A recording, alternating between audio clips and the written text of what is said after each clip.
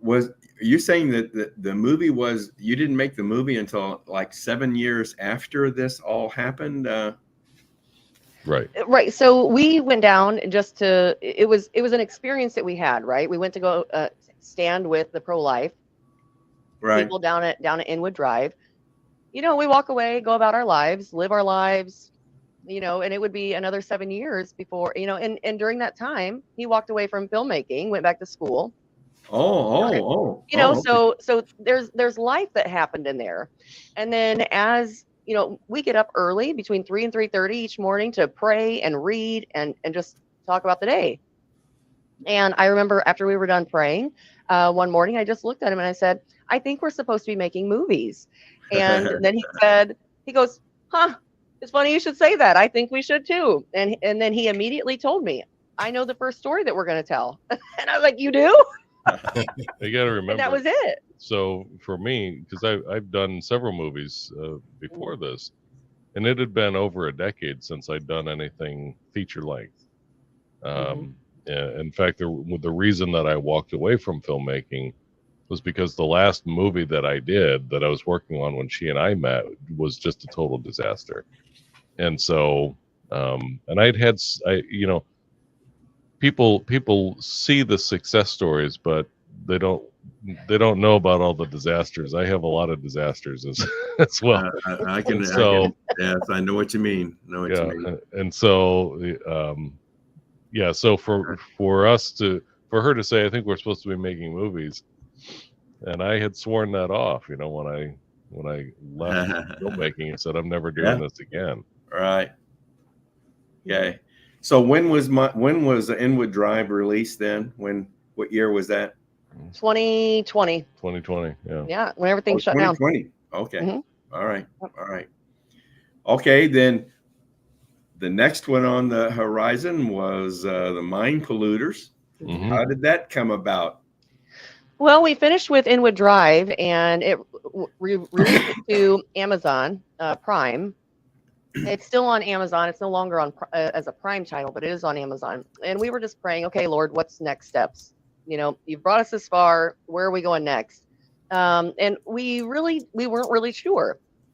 But we were watching an episode of Glenn Beck's Global Grooming, and I had just posted the little teaser that they had for it on my personal Facebook page. And one of our state representatives at the time, Christy Stutzman, she emailed me and texted me and said, hey, we're having this conference up in Napanee.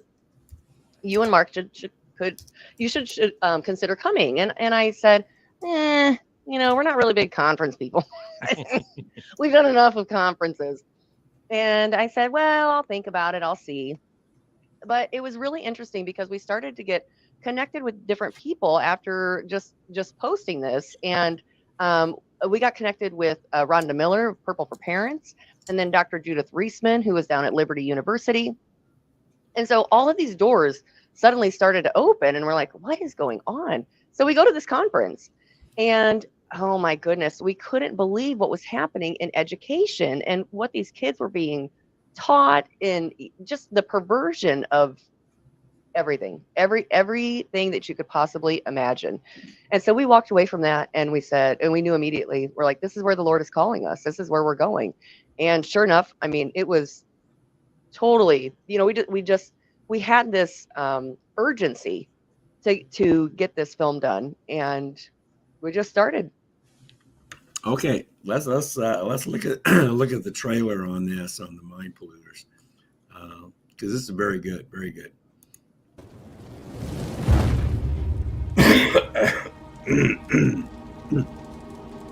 Sexual predators and comprehensive sex education both break down inhibitions. That's what they start with. They also gain trust with the child and then slowly start to get them towards sexual activity. Anything goes.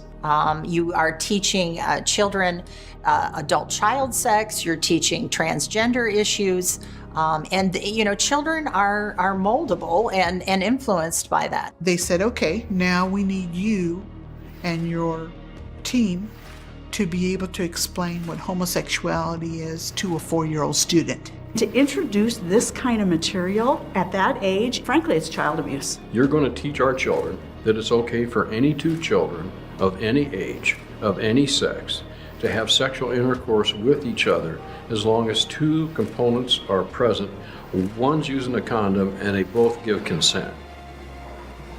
Did I hear that correctly? It's not a neutral venue. There's no such thing. Okay, the schools are doing your job. They are discipling your children, but they're not discipling them in the faith of Jesus Christ. It's only the exceptional child that even survives that system. Most do not survive, most have not survived. They believe that children are sexual from birth and that they deserve and have the right to be sexually active and to seek sexual pleasure.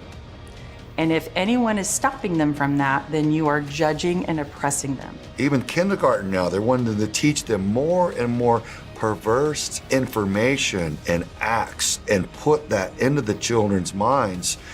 And once that poison is in a child's mind, it doesn't leave.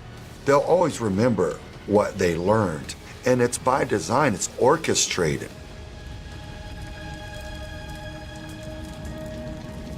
In my humble opinion, it will be worse before it gets better.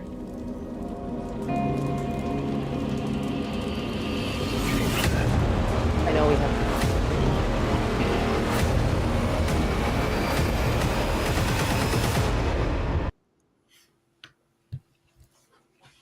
That was a little intense. There's number 2. Pardon me? I said there's number 2. There's number 2. There's number 2. Mhm. Where did you, by the way, Ken, thanks for muting me and unmuting me. I forgot to do that. That's okay. I'm recovering from COVID myself, so I live broadcasts are fun, aren't they? so I have to cough once in a while. Anyway, so where did you meet the people that that we saw in the trailer? Were these, I assume, were in the movie, and are there more that you interviewed that are not in the trailer? Or Oh yeah. Oh yeah. We usually have, there's about a dozen Mhm. cast members in that one. Yeah. Mhm. You know, making a documentary is like pulling on a piece of a thread on a sweater. Right? It starts to unravel, and you're not sure which way it's going to go. So you just start by starting. So we started with Rhonda Miller and Christy Stutzman and Jennifer McWilliams, and we interviewed them. And then Rhonda said, "You really need to talk to Judith." And Judith had been part of that conference that we went to, but she did it remotely. So then we went and we interviewed Judith, and then Judith connected us with Craig Sawyer, who you saw in the trailer. He runs Veterans for Child Rescue. And Alex Newman we had reached out to just because we thought Read his books. We read his books, and we thought, boy, he'd be a good interview. Same with Ken Ham. Ken Read Ham. several of his books. Reached out to him, said, Yeah, "You'd be a great interview for this." That was totally the Lord. Mhm. That, you know, and so it was to get somebody like Ken Ham, for example. Sometimes you know somebody that gets you in the door, and sometimes you just cold call. And in that case, it was a cold call, and I actually sent an email, and I didn't know who would respond or if anyone would. And one of his high up guys there at the Answers in Genesis called, and I talked to him, and he said, "Yeah, I think we could set that up." And then when we went down there to interview him, he said, "You know, normally you wouldn't be able to get to Ken, but because of COVID had still had everything shut down," he said, "So Ken's here." Yeah. And he's got time to talk to you. So we got a couple hours with Ken there in his office. So he was really amazing guy to talk to. Yep. Yeah. So just things like that. It's just the Lord orchestrating, you know, hey, we should talk to this person. You should talk to this person. And a lot of times you'll interview somebody and they'll say, "Now, have you talked to this person?" Mm-hmm. And then you do your due diligence to Do vet some more them. research and prayer and. Yeah. Mhm. So that's kind of how it goes. Now, when you make these documentaries and you start distributing, you start publishing, putting them out there, then do you start getting other people contacting you wanting to, would you be interested in doing this or that with regard to what you did there, and wanting you to do more, I guess? Yeah, we get contacted To a degree. To a degree. It's not like what you would think. It's not like people are beating on the door saying, "I've got $1 million to give you." Not it. But we try to help other people who are trying to do the same thing. We get that from time to time, where people will want to talk to us and they've got an idea for something that they want to do and they need some pointers, or so things like that we can do. We try to help as much as we can. We're not able to fund other people's projects, but we give them what advice we can. So that's good. Now, how long a documentary was Mind Polluters, time wise? It was about just over an hour and a half. Just over an hour. Yeah. Okay. Hour and a half, about 90. It was 92 minutes. And was Inwood about the same length, or was that? Inwood was about the same length. Yeah. Now the next one on the horizon is Dysphoria. Yes. That's a longer one, isn't it? That one's. That's 120 minutes. That's it's just over 2 hours. Yeah. Yeah. Mm-hmm. So tell me how we're going to get to Dysphoria here, and we'll play the trailer on this one. But tell me how you transitioned from Mind Polluters to Dysphoria. Well, that one's it actually came from an interview that we did in the Mind Polluters, where one of the attorneys that we interviewed mentioned a story that it was, if you look, it's just a sentence that she uses. And afterwards we asked her, can you tell us more about what you said there? And as soon as we asked that question, that was the thread. And we started pulling on that thread, and that's where it went. I mean, we were prayerful about it, of course, and we just knew that that's, again, where the Lord was leading. And so we were like, okay, here we go. Yeah. It's doing documentaries and developing documentaries. It's about asking the right questions and then listening. Mm-hmm. People will tell you a lot if you just shut up and listen. And so, and I think that's one of the reasons why there's a lot of there's a lot of documentaries out there. I say that in air quotes because they go in with a script and they say, we're going to talk about this, and then they go find people who will say what they want them to say.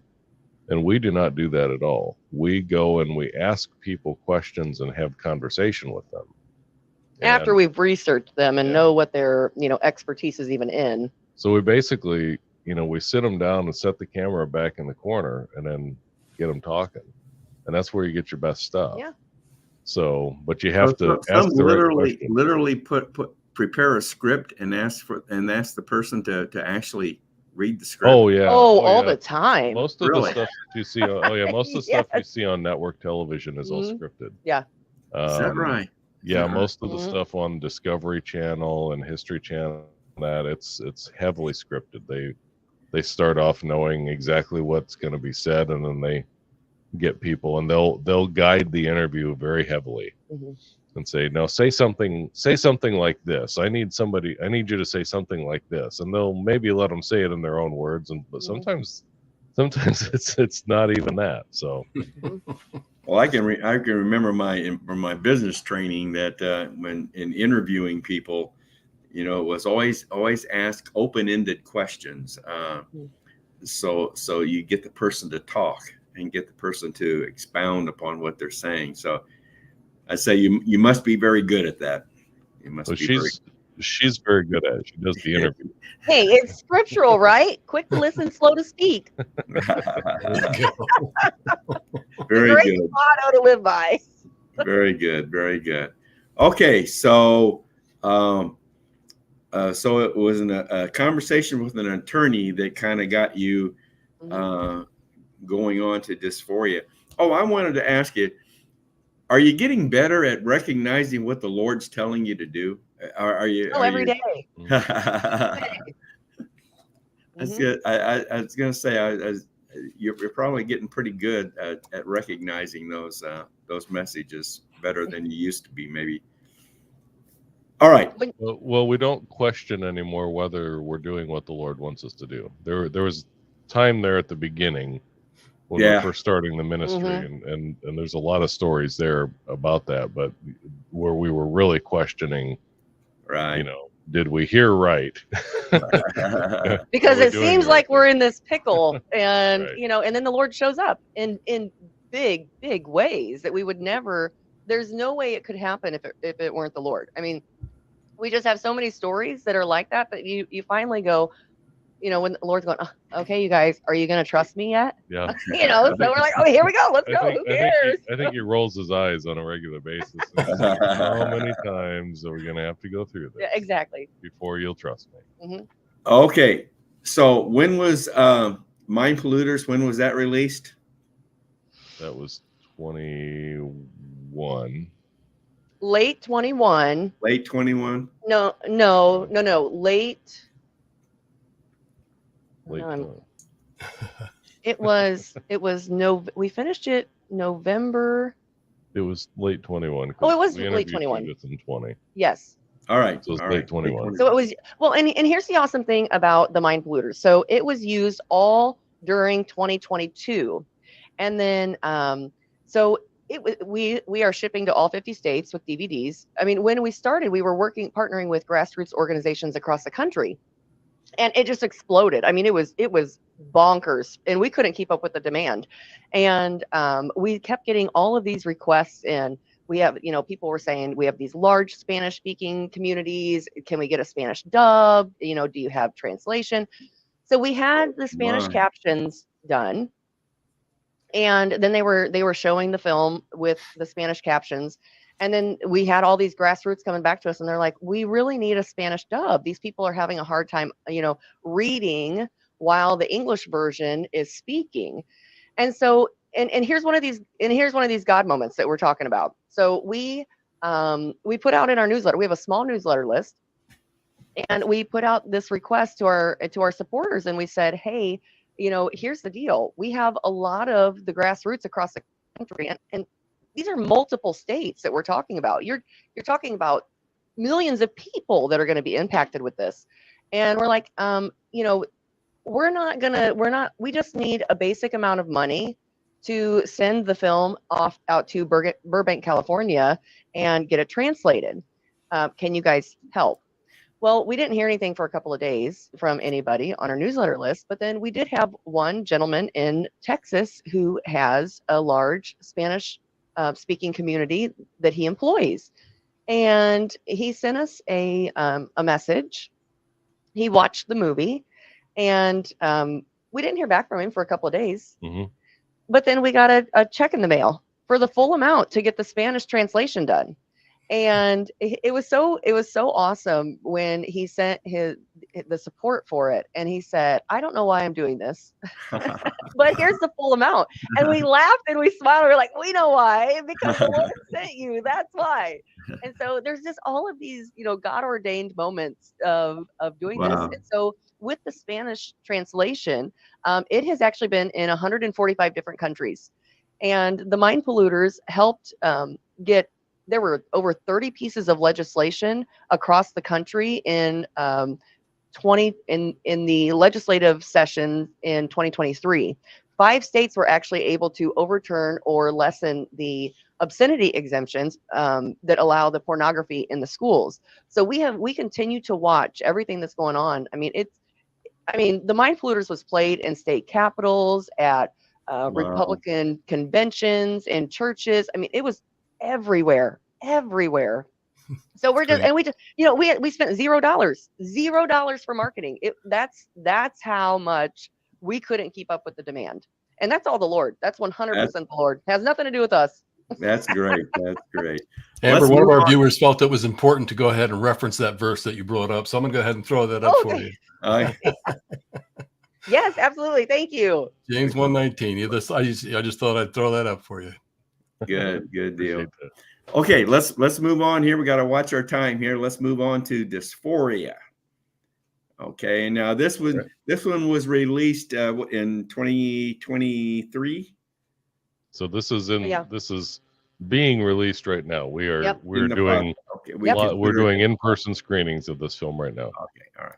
To connect the dots here and see where this is going. They are going to intrude in families. It's going to get much worse. It has already started. Unless and until people put their foot down, it's going to get really, really ugly. When you first research this issue, the only things that come up are affirm your child. This is a really significant issue that your child has now fallen into. This is evil. This is absolute evil that is coming at our kids. And if our faith community is not going to stand between that evil and our children, I don't know what hope we have. There's absolutely no way that we could have gotten from 2015 to 2018 where we had transgender everywhere, okay? It took them almost 15 years to get gay marriage. Well, it took them 3 to 5 years to get this transgender stuff. When you stand by and do nothing, then you are essentially saying, I'm okay with the human carnage and the human suffering that is coming from this transgender, gender ideological agenda. This is something that is affecting families in possibly every congregation in America. The way that the devil and his forces lose this is by speaking truth. God will not hold us guiltless for our cowardice, and that's what it is. It's cowardice in the pulpit. It's cowardice in our churches. It's cowardice from Christians and government. Do what you're doing for the generations to come. Do your job.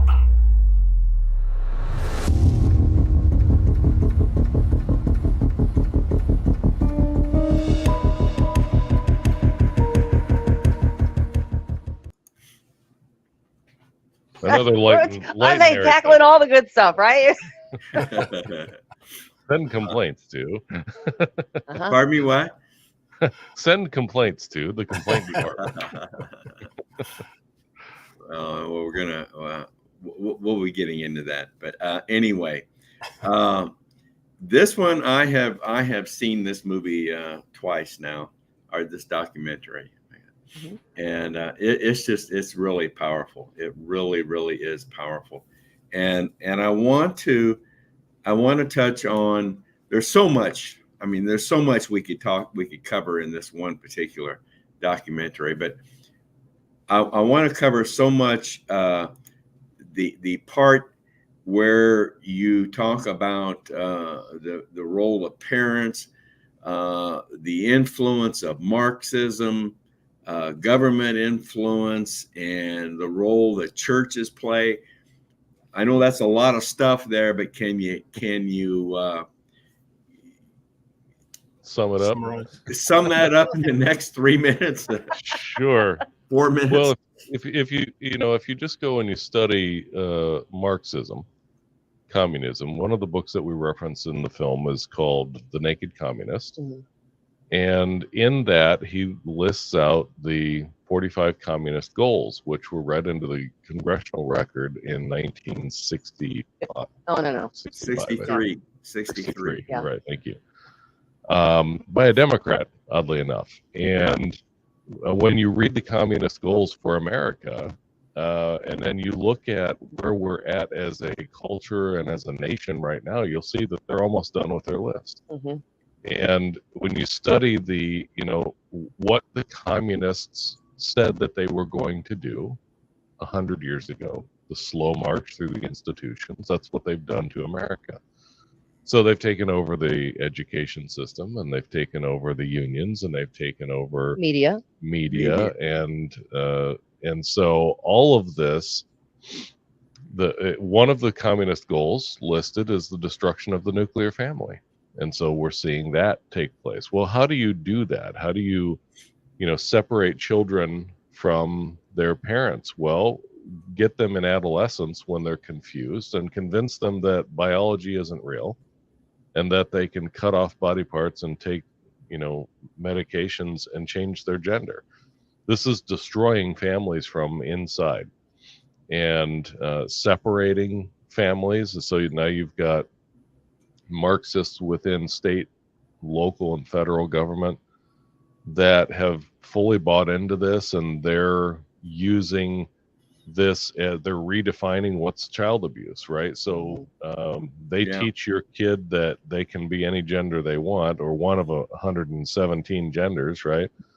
And then tell them that if anyone objects, that they're being abusive, and you make sure to tell us if anyone objects. Well, of course, as parents, you're going to object to that. And so now they've redefined, well, that means that they're abusive and you need to tell us. And then they come in and they take the kids. They physically remove the kids from the home. We're breaking up the nuclear family. So that's how it all goes back to Marxism. That has been the goal of the communist agenda for 100 years, and we're living in it right now. And our government's supporting this. Oh yeah, our government has been fully infiltrated. And if they're leading the charge, they are leading the charge. I mean, when this is coming literally from the White House, and the rest of the people in Congress and all the bureaucratic agencies, they're just rolling over and kind of going along with it. The real radicals that are pushing this are absolutely relentless, and they're tyrannical, and they're not going to stop. And so then, speaking about the church, what we talk about in Dysphoria, we always bring it back to the church. The mission of Fearless Features is really to speak to the butts in the pews, because unless the church, the body of Christ, gets engaged in these things, in these issues, whether it's abortion or pornography in the schools and the libraries, or transgender issues and Marxism taking over our culture, if the church doesn't engage, then all is lost, right? The church is supposed to have the answer. Why don't we start acting like it? So that's always the theme of our films. We always bring it back to, and in fact, in Dysphoria, you've seen, at the end, I stand there and I say, so where is the church? What are they doing? So that's how it all ties together. Well, folks, and just so you understand, where does COS come in on this? And this is part of one of the things that we're trying to strive for, is calling for a convention of states for the purpose of proposing amendments to our Constitution that would address government overreach, the breadth and control of our government, and where our government is involved in areas that it really shouldn't be, that should be left up to we the people. So that's where COS comes in on this, and that's why what I think you're doing is so in line with what we are trying to do. Well, people have to get involved, and I think, and it's one of the things after people come to the screenings of Dysphoria, the in-person screenings that we're doing right now, and at the end, we kind of give people four things to do.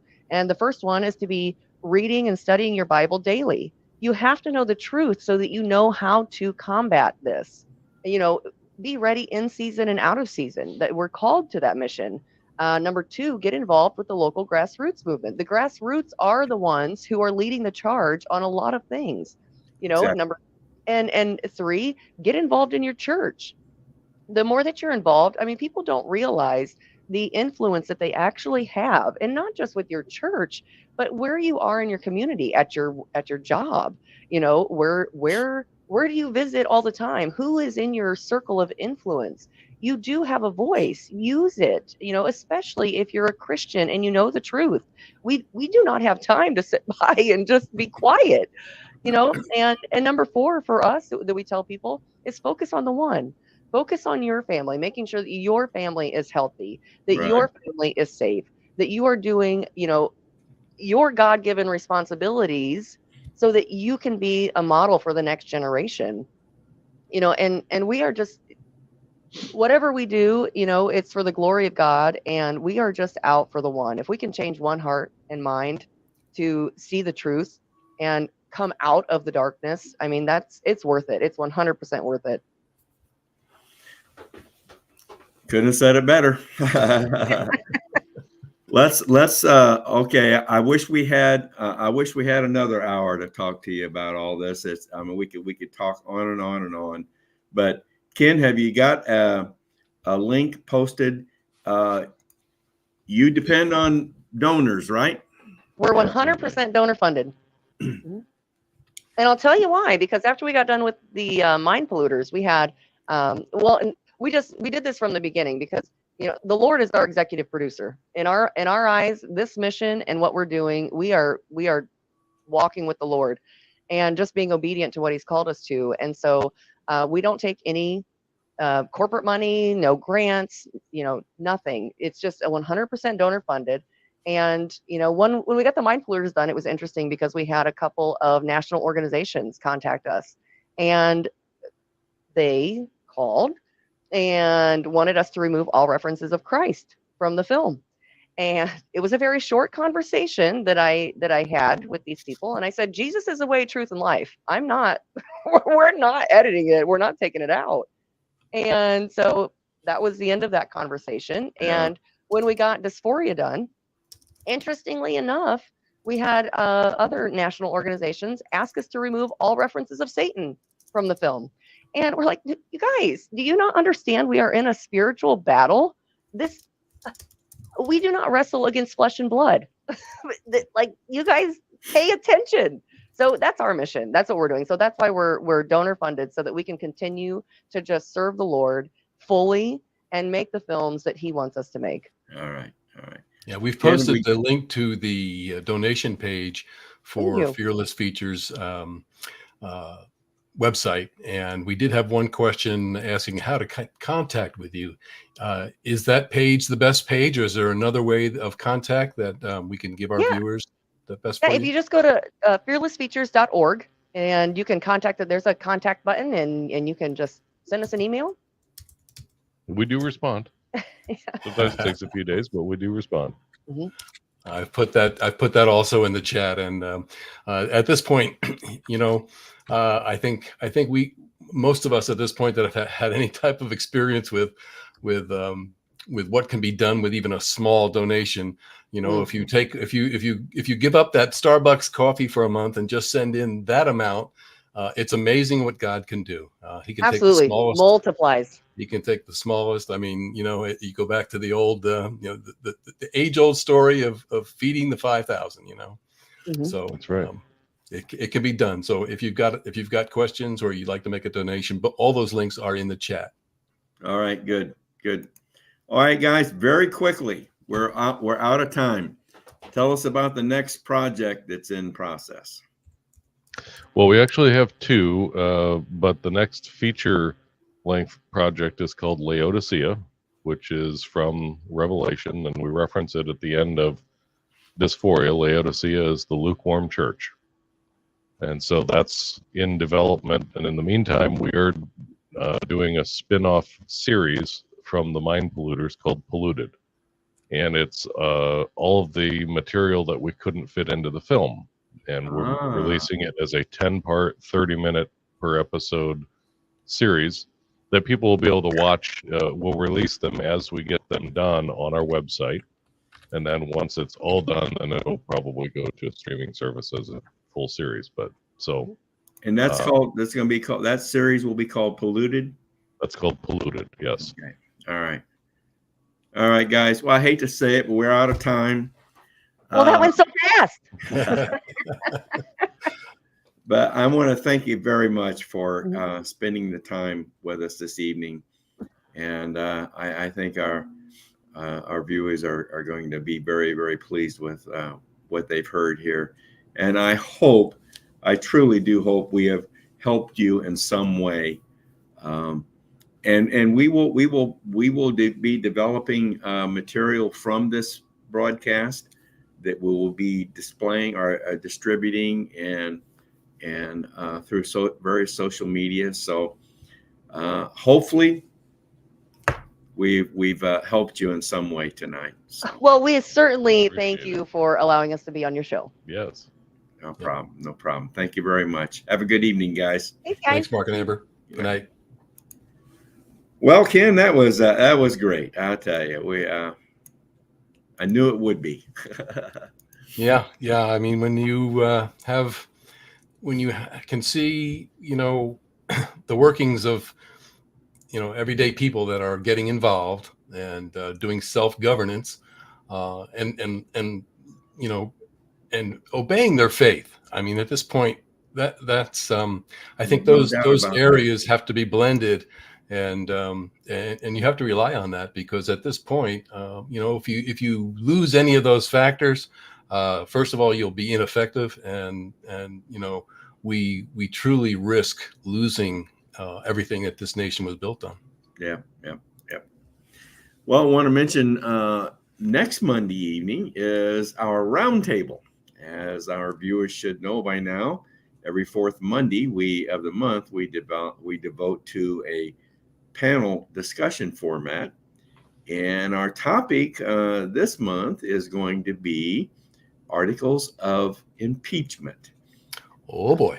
Yeah, that ought to be a good one.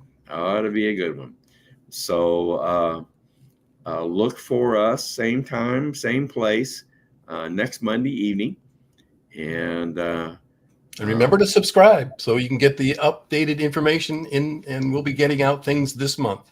That's right. So click on that QR code and give us the information and become a subscriber. Well, I want to say one more time, our email address, raiseyourvoice.cos@gmail.com.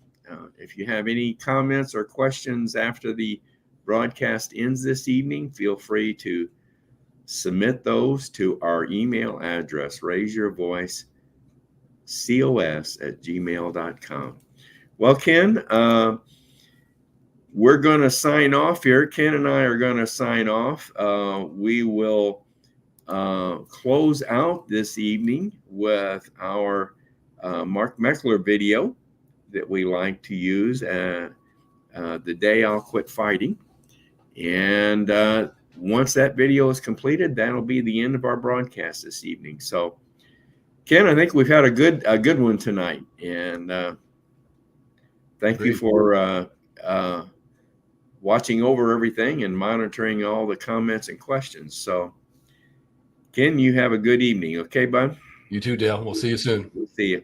Bye. I struggle to empathize with people who would give up.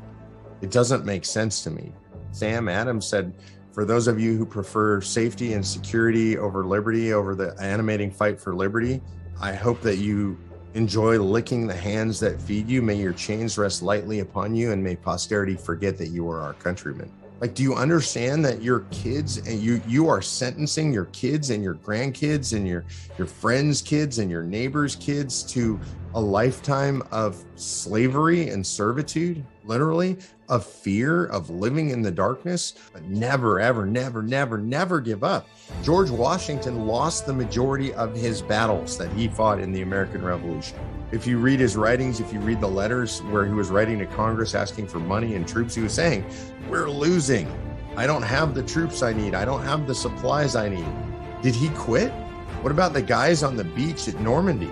Like, what did they do? Did they just quit? Oh, there's, a lot of guys are dying around me. It's really bad. It looks really dismal. Those cliffs are huge. Machine gun fire raining down on us. And it's too hard. We should just quit. Thank God those people didn't quit.